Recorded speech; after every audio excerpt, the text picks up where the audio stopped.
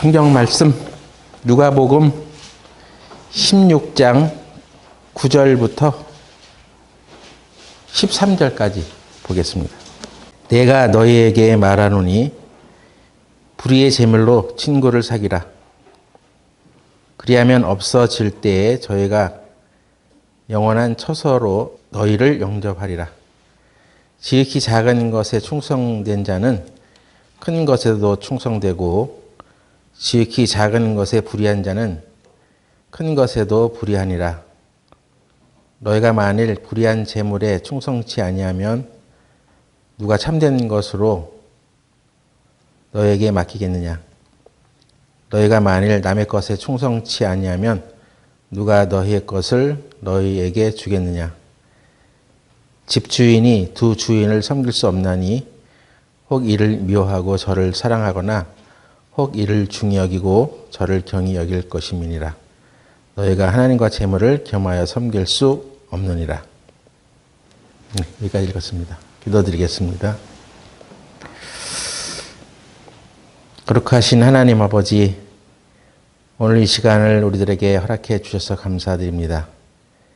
주께서 오늘 우리들에게 주시는 이 말씀의 교훈을 우리가 성령의 계시로 잘 깨달을 수 있도록 인도하여 주시옵소서.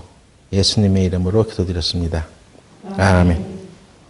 불의한 제물로 친구를 사귀라는 말은 우리가 가지고 있는 이 제물이 불의하다고 하시는데, 과연 내가 열심히 일해서 벌어들인 이 제물이 불의하다고 하는 것이냐?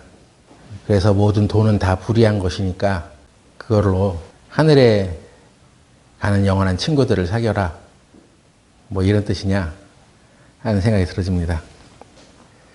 불의하다는 말은 의로운 재물과 반대되는 그런 의미를 떠오르게 합니다. 그럼 이 세상에는 불의한 재물도 있고 의로운 재물도 있겠습니까? 물론 그 재물을 벌어들이는 방법이 의롭지 못한 재물도 있습니다. 남의 것을 빼앗거나 도둑질을 하거나 선하지 못한 방법으로 취득한 재물을 불의한 재물이라고도 할 수 있겠죠.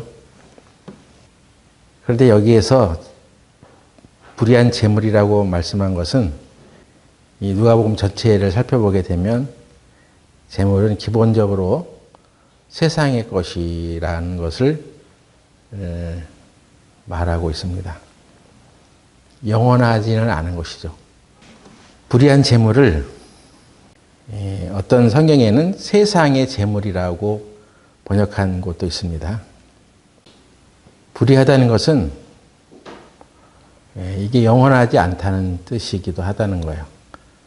세상에 있을 때만 필요한 것.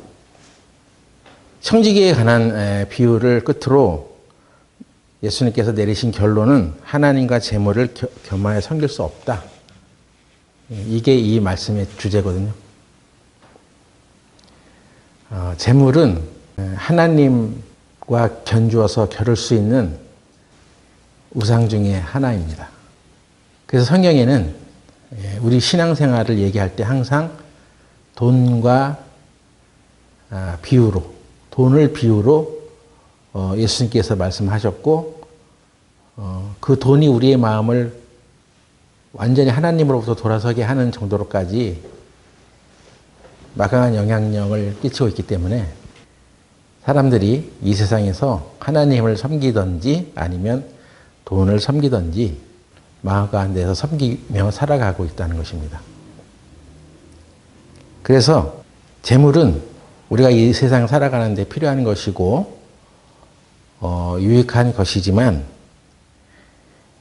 이것이 우리 신이 되어버렸을 때는 그건 불의한 것입니다.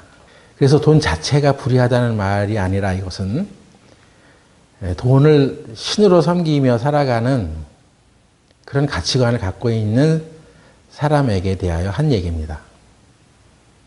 여러분은 하나님을 진정한 창조주이고 나의 하나님으로 믿고 있든지 아니면 하나님을 믿고 있다고는 하지만 그 이면에는 돈을 더 의지하고 살아가고 있는지, 이 둘 중에 하나라는 거예요. 그래서 이 불의한 재물을 킹제임스 성경에는, 영어 성경에는 불의한 만몬이라고 번역을 했습니다. 만몬이라는 것은 이때 당시 중동 지방의 재물의 신으로 사람들이 믿고 있었던 그 신의 이름인데, 만몬. 그래서 그 만몬에서 유래가 되어서 mon이라는 말도 나온 거예요. 그러니까 불의한 만몬, 이렇게 킹제임스 성경에는 번역을 했는데, 왜 재물을 불의하다고 했냐면 그걸 신으로 섬기니까 불의하다는 거예요. 여러분, 돈은 필요한 것이죠. 그리고 유용한 것입니다. 유익한 것입니다. 그것으로 여러 가지 좋은 일들도 할 수 있어요. 근데 우리의 행동의 선택과 결정의 근거가 돈에 의해서 하는 것이라면 그건 불의해질 수가 있습니다. 왜냐하면 하나님보다 그것이 더 힘이 있다고 생각을 하기 때문에 돈을 더 추구하게 되기 때문에 그렇습니다. 하나님은 영원하시죠. 근데 우리가 의지하고 있는 돈은 시간이 갈수록 가치가 점점 하락합니다. 옛날에 1억이라는 돈은 참 큰 돈이었는데 지금은 1억이라는 돈의 가치가 많이 떨어져 있죠. 그만큼 이 돈의 가치는 세상에 있는 것이어서, 세상적인 것이어서 시간이 갈수록 가치가 하락합니다. 그래서 하나님께서 지금 불의한 재물이라고 규정을 한 것은 그건 영원하지 않은 것이야. 우리가 이 세상에 살 때만 필요해. 그리고 세상을 떠나서 하나님 앞에 갈 때 우리는 이 돈을 들고 가지 못해. 그것입니다. 그래서 이 세상적인 재물, 그리고 영원하지 않은 재물, 혹시 우리 마음에 이것을 신처럼 섬기고 있는 돈이라면 그건 불의한 재물일 뿐이야. 내가 아무리 성실하게 열심히 땀 흘려서 벌어들인 돈이라 할지라도 그 돈 자체는 문제가 없어. 근데 네가 그 돈을 신처럼 생각하기 때문에 이건 불의하잖아. 그러니까 그 돈을 너만을 위해서 쓰는 것이 아니라 하나님께서 우리에게 돈을 벌게 하시고 재물을 허락해 주실 때는 그걸 가치 있게 쓰라고 주시는 거니까 그런 불의한 재물로 친구를 사귀라는 것입니다. 그러면 친구랑 어떻게 사겨? 맨날 술 먹고 클럽 다니고 뭐 온갖 유흥과 즐거움을 위해서만 써가는 그런 용도로 쓰지 말고, 그런 친구를 사귀며 써버리지 말고 하늘에서 영원히 같이 할 수 있는 그 친구를 사귀는 데 써. 이런 것입니다. 여러분, 우리 주위에 세상에서 만나고 또 사귀었던 여러 형태의 친구들이 있습니다. 근데 그 친구가 이 세상에서만 즐거웠던 친구라면, 그리고 영원히 천국에서 같이 할 수 없는 친구라면 그건 애석하죠. 정말 내가 사랑하는 사람이고 좋은 친구라고 생각을 한다면 영원히 함께 할 수 있는 그런 친구로 지낼 수 있는 그런 기회를 알게 해줘야 할 것입니다. 그런데 그 일을 하는데 돈이 든단 말이야. 그 일을 하기 위해서 남아있는 교회도 그런 재물들이 필요해. 영원한 친구를 만들기 위해서는 영원하지 않은 것들을 써서 영원한 친구를 만들어가는 것이 교회의 사명입니다. 그렇기 때문에 하나님께서는 돈을 직접 우리에게 주시거나 돈을 직접 달라고 하는 것이 아닙니다. 왜냐하면 하나님은 이 세상을 창조하신 분이고 온 산의 생축이 모든 짐승들과 모든 자연의 산물들이 다 하나님의 것입니다. 은도 내 것이요 금도 내 것이라고 학개서에 하나님께서 말씀하셨습니다. 예? 그럼 이 세상에 모든 가치 있는 것들은 다 하나님 것이라고요? 그렇습니다. 그러면 하나님께서 다 가지고 계시니까 하나님 알아서 쓰시면 되잖아요. 왜 부족하게 살아가는 우리 인간의 돈을 취해서 무슨 일을 하시겠다는 것입니까? 이 재물을 가지고 왜 영원한 친구를 사귀어가라고 하시는 것입니까? 여기 하나님께서 하나님의 경제의 원리는 무엇인지를 우리가 가르쳐주고 있습니다. 하나님의 경제의 원리는 돈의 많고 적음으로 따라서 움직이는 게 아니라 그 돈을 가지고 있는 사람을 들어서 하나님의 일을 하신단 말이에요. 그러니까 사람이 돈에 대해서 어떤 가치관을 갖고 있느냐가 하나님이 그를 통해서 영원한 친구를 만들게 하는, 영원한 천국으로 데려가게 하는 이 구원의 사역을 이루어 가신다는 것입니다. 하나님은 돈이 없으시죠? 인간이 만들어 놓은 돈의 어떤 가치 체계나 경제 개념으로 움직이지 않습니다. 하나님께서 내가 돈이 필요하다고 해서 하늘에서 돈을 뚝 떨어져 주는 것이 아니라 그런 재물을 갖고 있는 사람의 마음을 움직여서 우리들에게 필요한 것들을 공급해 주십니다. 하나님의 경제 개념은 그게 돈이 아니에요. 그 돈에 대해서 어떤 가치관을 갖고 있느냐, 그 올바른 가치관을 갖고 있는 사람을 들어서 쓰시는 것입니다. 그래서 말씀하시는 것이 지극히 작은 것에 충성된 자는 큰 것에도 충성되고, 지금 돈을 얘기했잖아요. 돈 얘기했잖아요. 여러분은 교회에 와서 돈 얘기하면 뭐 교회에서 돈 얘기를 해. 그리고 그 자체를 받아들이지 않으려고 그래. 싫어해.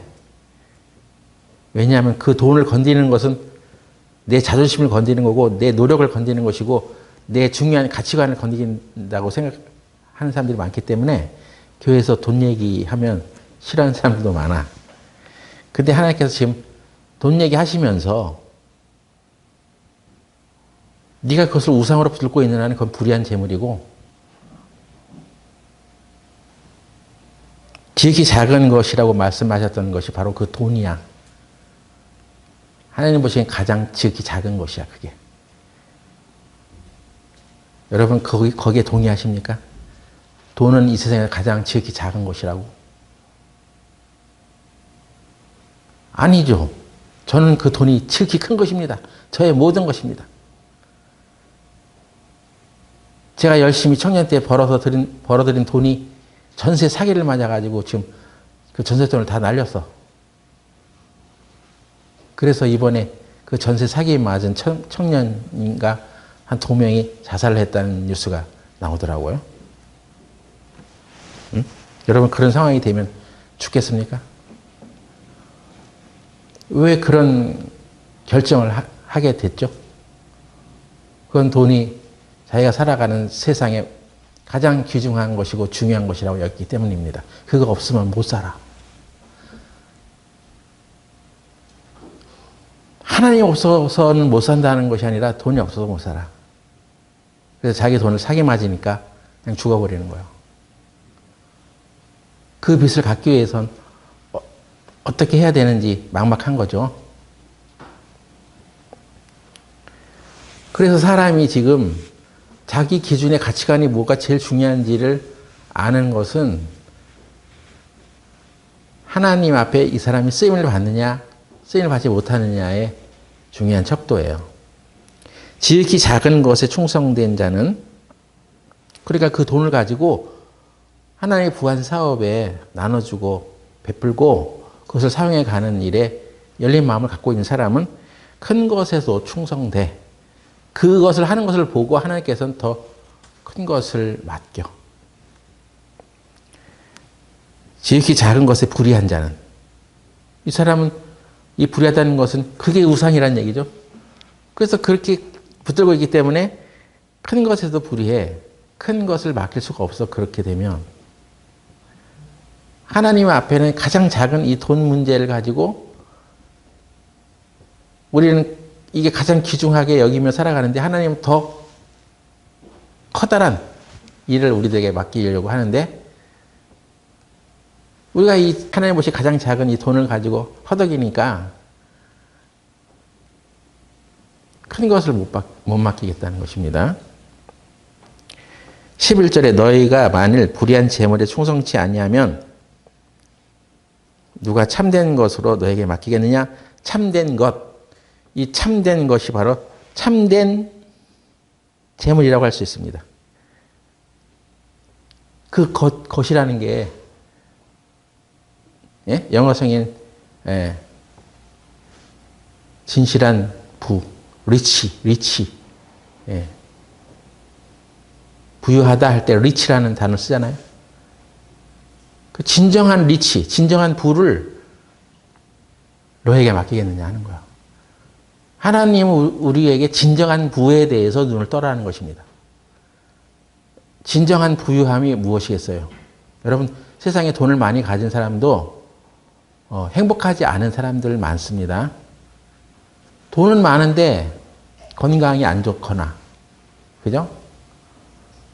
또는 그 돈 때문에 그냥 가족들 간에 불협화음이 나와서 가족들 다 뿔뿔이 흩어지고, 그것 때문에 옥신각신 싸움이 일어나서 평안한 마음이 없고, 돈만 가졌다고 그 사람이 진정한 부를 소유했다고 말할 수 없어요. 하나님이 준비하신 진정한 부가 있습니다. 그거는 행복한 것이에요. 돈도 많이 갖고 있지만, 풍족하게 갖고 있지만, 그것으로 인해서 주변 여건도 더 행복하게 해주시는 어떤 조건들이 더 많습니다. 진정한 부를 소유한 사람이라는 것은 그 돈을 가짐으로 인해서 행복한 사람이에요.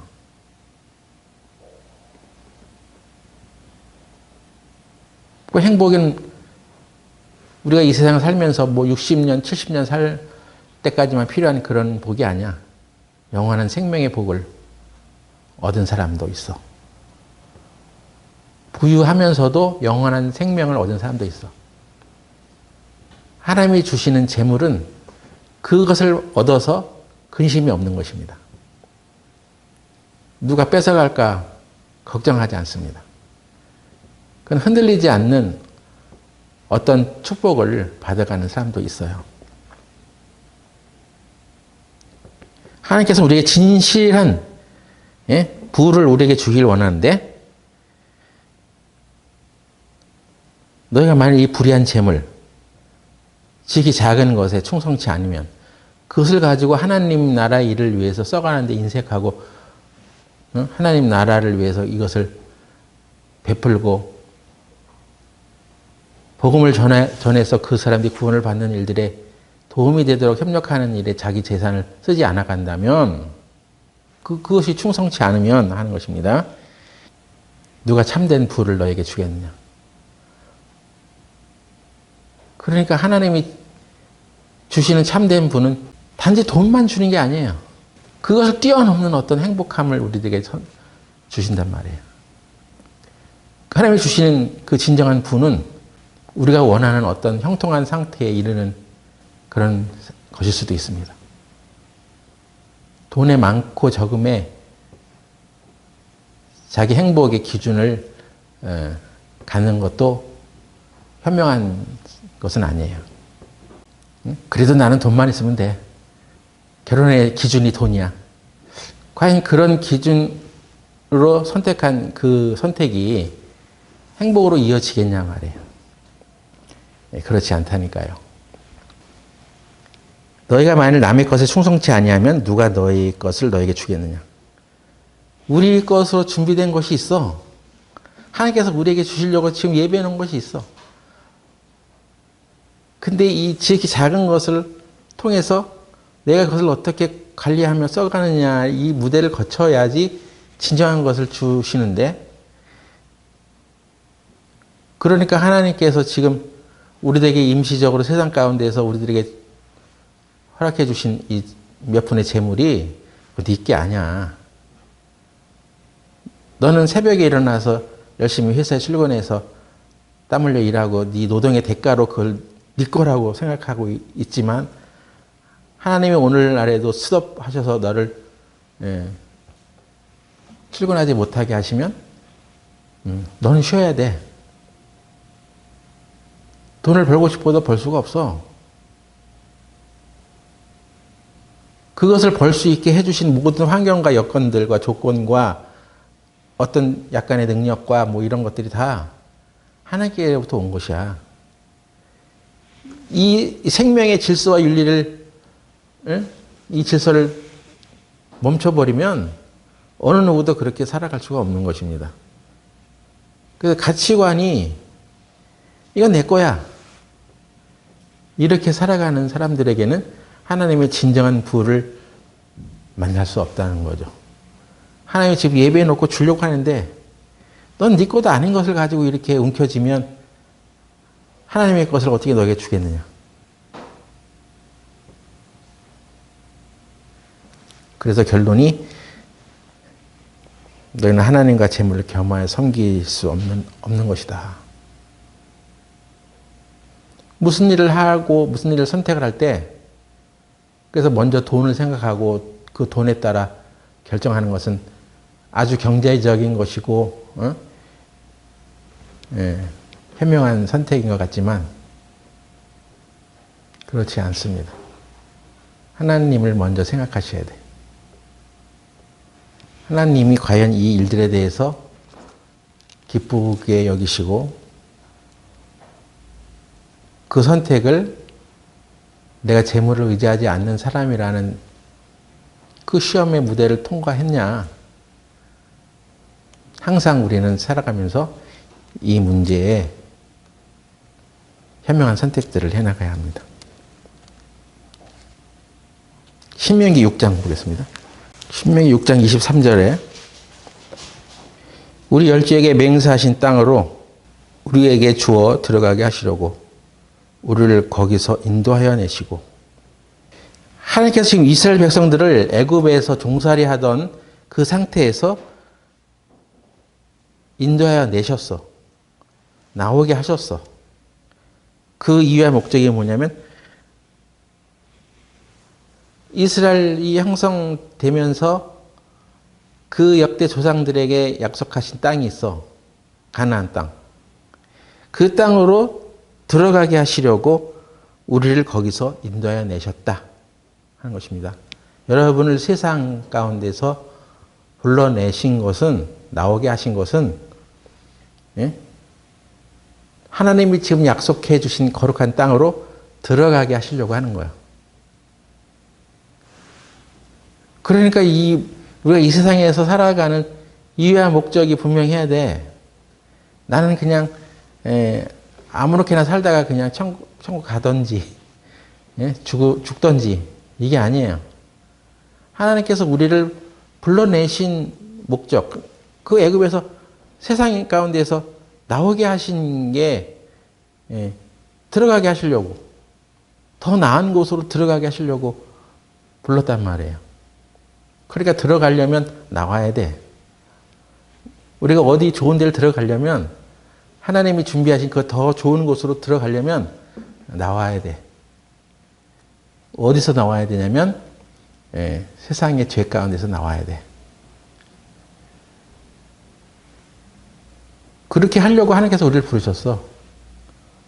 하나님께서 세상 가운데서 나도 그냥 세상 사람처럼 살 수가 있었죠. 그런데 아니야, 너는 세상 사람들처럼 그런 가치관을 가지고 살지 마. 그래서 불렀어, 나를. 그 부른 이유가 뭐냐면 더 좋은 곳에 들어가라고. 24절에 여호와께서 우리에게 이 모든 규례를 지키라 명하셨으니 이는 우리 하나님 여호와를 경외하여 항상 복을 누리게 하기 위하심이며. 그러니까 하나님은 지금 우리를 부르신 것이 항상 복을 누리게 하시려고 불렀단 말이죠. 예?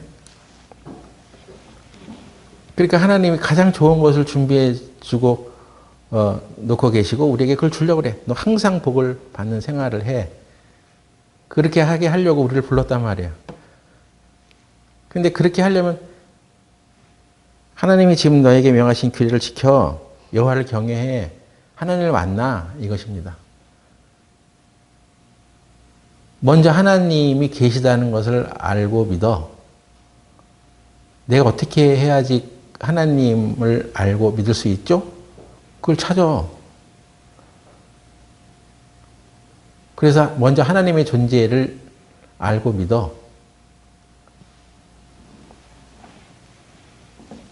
예, 그것을 먼저 해결해야 됩니다. 그리고 하나님께서는 내게 항상 복을 주시려고 하시니까 그 하나님이 나에게 어떻게 그런 복을 베풀어 나는지를 또 알면 되죠. 그러면 구원받은 우리 그리스도인들은 항상 하나님의 복을 받고 있습니까? 하나님이 그것을 나에게 공급하시는 확신과 믿음과 그런 평안을 갖고 살아가요?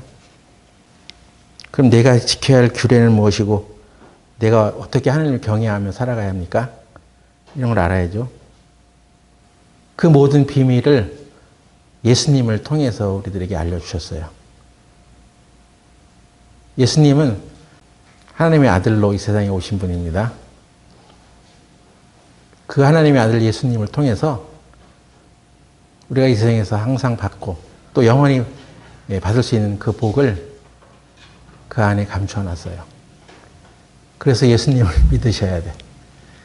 도대체 예수님이 나랑 무슨 상관이냐? 교회에 다니면 예수님을 믿으라고 하는데 나 예수님이 계시다는 것을 믿어. 들어봤어. 근데 그 예수님이 나랑 무슨 상관이냐 말이에요.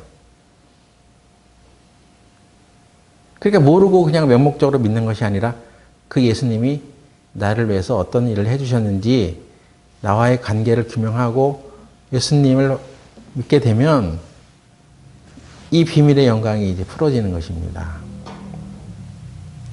그 여러분이 그냥 교회 다닌다고 천국 가는 게 아니에요. 우리가 알아야 할 것을 제대로 알아가면 됩니다. 그런데 하나님께서 우리들에게 지금 말씀하시는 것은 이 주변에 하나님 믿지 못하고 알지 못하고 또 예수님의 사랑을 깨닫지 못한 사람들에게 우리가 그 사실을 전해주기 위해서는 우리의 불의한 재물이 필요하단 말이야. 그러니까 우리는 이 재물을 신처럼 생각하면 안 되는 거죠. 마태복음 26장 13절 보세요. 내가 진실로 너에게 이르노니 온 천하에 어디서든지 이 복음이 전파되는 곳에는 이 여자의 행한 일도 말하여 전을 기념하리라 하시니라. 이 여자는 예수님이 이제 고난을 받으시러 가기 전에 예수님이 죽으실 것을 말씀을 통해서 이제 듣고 그 죽음을 미리 예비하고자 예수님의 머리에 비싼 향유를 부었습니다. 그 향유의 가치는 거의 1년 연봉에 해당되는 값이었어요. 예? 오늘날로 한 3천만 원 정도 됐단 말이에요. 그 향유의 가치가. 근데 그것을 예수님의 머리에 부었습니다. 난리가 났습니다. 제자들이 그 모습을 보고 아주 분이 났습니다. 무슨 생각으로 그 향유를 주님께 부었어? 이것은 많은 값에 팔아서 가난한 자들에게 나눌 수 있었겠도다 하면서 그의 그 행위를 아주 그의 날카로운 경제의 논리로 비판을 했습니다. 야, 그 돈이면 가난한 사람들 많이 나눠주겠구만. 왜 그 돈을 그렇게 허비를 해? 제자들이 이 여인에 대해 행위에 대해서 막 힐난을 하니까 예수님께서 가만두어라. 어찌하여 저 여자를 괴롭게 하느냐? 저 여자는 내게 좋은 일을 하였다. 예수님이 지금 죽으셔. 그리고 그 죽음의 의미가 뭔지를 이 여자는 깨달았어요. 그가 왜 십자가에서 죽어가야 하는지를 알았습니다. 그리고 그 가치를 깨달았어. 그게 어떤 의미인지도 알았어. 그래서 그 예수님을 그냥 보내드리고 싶지 않았어. 사랑하는 예수님. 나는 당신의 그 죽음을 기념하고 싶습니다. 해서 그 3천만 원 가격 되는 그 비싼 향유를 주님께 부으면서 눈물을 흘렸습니다. 예수님께서는 야, 가난한 자들은 항상 너희가 함께 있으니까 너희들이 도와. 근데 나는 항상 함께 있지 않아. 이제 육신을 가지고 있는 이 상태의 몸이 이제 십자가에서 죽게 될 것이고 이제 부활해서 하나님 나라로 가야 돼. 그리고 이 여자가 내 몸에 향유를 부은 것은 내가 그렇게 죽어갈 것을 기념한 것이니까 예수님의 죽음과 그 부활하심을 세계 곳곳에 전해 나가기 위해서는 복음이 전파되는 곳에는 이 여자의 행한 일도 말하여 저를 기념하라. 우리는 이 여인을 잘 기념을 안 해. 예수님께서 저 여인을 기념하라고 하는데도 복음을 전해야지. 성찬을 하면서도 기념을 안 해. 이 여자는. 우리가 복음을 전하기 위해서는 우리의 그 재물이 이렇게 아낌없이 베풀어져야 되고 이것을 써가야 된다는 것을 돈을 벌 줄만 알았지 쓸 줄은 모르는 거예요. 그러니까 불의한 재물이라고 평가를 받는 것입니다. 그걸 꽉 붙들고 있는 한 그건 불의한 재물이야. 최근에 책 한 권을 구매했는데 God and Money라는 책이에요. 거기 서문에 보니까 거기 이런 말이 있습니다. 제자는 진정한 제자는 재물에 대해서 하나님과 어떤 관계를 가지고 있는지 그것을 올바로 정리한 사람이어야 한다. 그리고 한 번 정해진 재물과는 쉽게 변하지 않는다. 지금 현재 여러분들이 재물에 대해서 어떤 가치관을 갖고 있는지는 죄송하지만 이것이 죽을 때까지 갈 수가 있어. 잘 안 바뀌어. 돈은 나를 위해서 쓰는 거야. 그리고 나와 내 가족만을 위해서 쓰는 거야. 다른 사람한테는 베풀면 안 돼. 줘도 안 돼. 줄 수도 없어. 줄 필요도 없어. 이런 생각을 갖고 있으면 이건 평생 갈 수가 있는 거예요. 안 바뀌어요.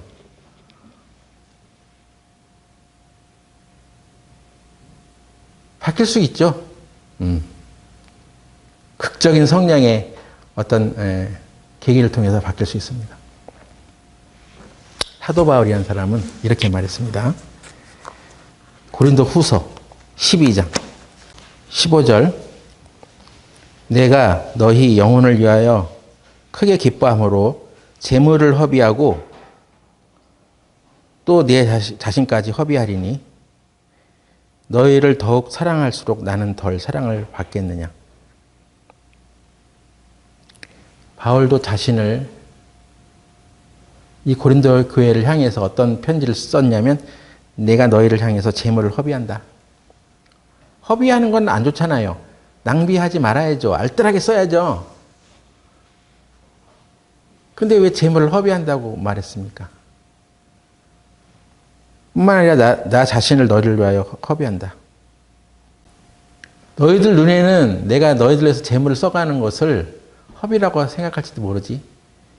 또 내 자신을 너희를 위해 던져가는 것을 허비라고 생각할지 모르지. 근데 나는 그걸 하겠어. 왜 이런 재물에 대한 가치관을 갖게 됐냐 말이에요. 그가 젊었을 때, 청년 때 어떤 생활을 했는지 뭐 이 재물관을 알 수가 없어. 근데 하나의 격변이 있었던 건 사실이야. 그건 바로 예수쟁이들 잡아서 감옥에 쳐넣으려고 하는 일을 위해서 그 예수 믿는 사람들을 잡으려고 가던 길에 하늘에서 강한 빛에 의해서 길에서 꼬꾸라진 적이 있습니다. 눈이 멀어서. 황당한 얘기죠. 그 당시 세상적인 어떤 직업이나 뭐 평가에 있어서 굉장히 유망한 청년이었는데 한순간에 눈을 잃어버린 거야. 눈이 멀었어. 세상에 대해서 완전히 이제 희망이 사라진 상태였습니다. 근데 그 사람은 그 전에 스데반이라는 어떤 사람이 예수님을 증거하다가 주변 사람들이 격분을 해가지고 돌을 던져서 죽는 그 자리에 그 돌을 던지는 사람들의 우도를 받아서 증거를 삼았던 사람입니다. 사람들이 다 이 바울 앞에 옷을 다 벗어 던져놓고 넌 이것을 지키고 있어. 그래서 그 옷을 지키면서 돌에 맞아 죽는 스데반이라는 사람을 봤어. 어디서 날라오지 예측도 못하는 그런 방향으로 돌이 날라오는데 그냥 이리 맞고 저리 맞고 하면서 죽어. 돌이 너무 죽었는데 또 날라오니까 돌 무덤이 되는 거죠. 그냥. 그러면서 그 죽어가는 그 스데반의 마지막 눈을 이 사람이 봤을 수도 있습니다. 주여, 그 상황에서도 스데반은 저들의 죄를 돌리지 마옵소서. 그렇게 죽어가는 거야.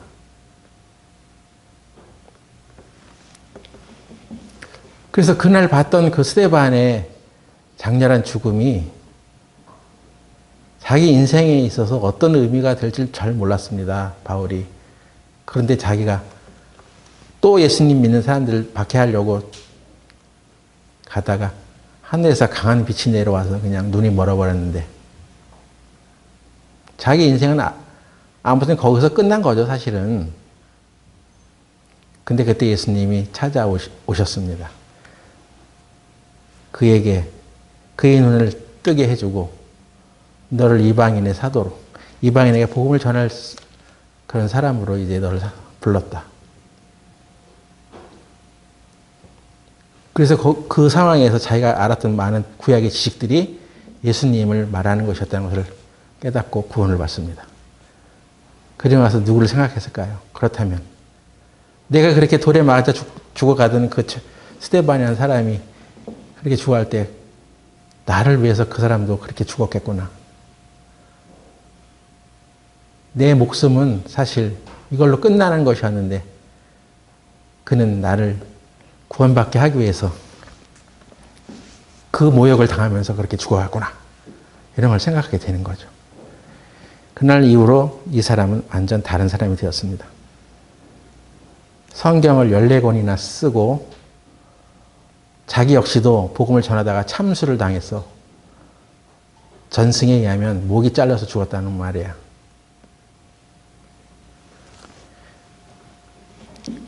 그래서 복음을 전하는 일을 위해서는 어떻게 해야 되는지를 자기는 아는 거야.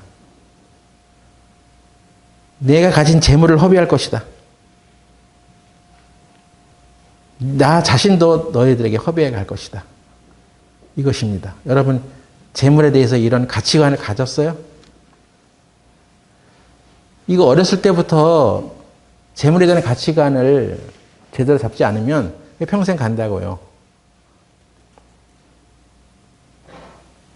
그래서 하나님께서 우리들에게 하나님의 말씀을 어려서부터 잘 가르치라고 합니다. 어렸을 때부터 형성된 재물에 대한 가치관은 이게 쉽게 변하지 않아요.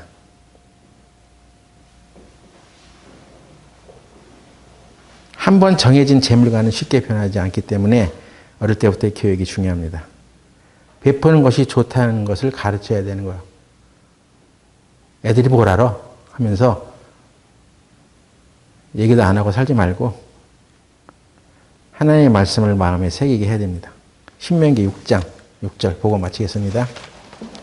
오늘날 내가 네게 명하는 이 말씀을 너는 마음에 새기고 네 자녀에게 부지런히 가르치며 집에 앉았을 때든지 길에 행할 때든지 누웠을 때든지 일어날 때든지 이 말씀을 강론할 것이며 먼저는 네가 하나님의 말씀을 네 마음에 새겨야 되겠지 하는 얘기입니다. 여러분 누군가에게 남에게 뭔가 좋은 걸 가르치려면 그냥 머리로 알아서는 가르칠 수가 없어. 마음에 새겨야 됩니다. 성경에는 하나님께서 우리들에게 재물에 대해서 말씀하신 많은 말씀들이 있는데 그걸 내가 마음에 새겨야 돼. 네? 마음에 새기지 않은 것은 머리로만 아는 것은 가르칠 수 없다니까요. 그리고 그렇게 살 수가 없습니다. 자녀들은 부모가 어떻게 사는가를 잘 보고 있어. 안 본 것 같아도 다 보고 있어. 그것이 은연중에 이게 학습이 되는 거야. 그리고 하나님께서는 우리들에게 너의 마음에 새겨진 그것을 네 자녀에게 부지런히 가르치랍니다. 그러니까 여러분 어린아이들에게 돈 쓰는 법도 가르쳐줘야 되는 거예요. 하나님 말씀이 이렇쿵저렇쿵 해서 내가 좋은 것만 이렇게 가르치지 말고 하나님께서 이 돈과 재물에 대해서 어떻게 말씀하시는지 그걸 가르쳐. 그리고 인색하게 하면 안 돼. 넌 남에게 베풀어. 네 가진 재물로 하나님 나라의 일을 위해서 써가도록 네가 도와. 후원해. 나눠줘. 이걸 가르치는 거예요. 우리가 지금까지 살면서 지금 현재에도 마찬가지고 우리가 지금 어려움을 겪고 있는 문제들이 있습니다. 왜 어려움을 겪고 있습니까? 우리가 하나님의 말씀에 주목하지 않아서 그런 거예요. 그래서 우리 시대 때는 하나님의 말씀을 제대로 알지 못해서 어려움을 겪고 있으니 하나님은 이 말씀에 대해서 올바로 얘기해 주신 말씀이 있어. 그러니까 이것을 알아라. 가르쳐 줘야죠. 예? 그 가르쳐 주지 않는데 그 사람이 어떻게 달라지겠어요? 하나님의 말씀에 재물에 대하여는 베푸는 것이 좋다는 가르침을 해줘야 됩니다. 그렇게 하도록 인간은 하나님에서 창조된 거야. 하나님이 그렇게 인간을 만드셨어. 그래서 하나님 만드신 그 DNA가 있단 말이야. 그래서 그렇게 나누고 베푸는 삶을 살아야지 인간이 행복해지는 거야. 그렇게 안 사니까 스트레스 받고 항상 불안하고 행복하지 않고 그런 것입니다. 여러분 불의의 재물이 되지 않도록 정말 하나님 주신 재물이라고 기쁘게 여기고 살아가는 사람은 그렇게 얘기하지 않아도 그 자기 재물로 하나님 복음 전하는 일에 써.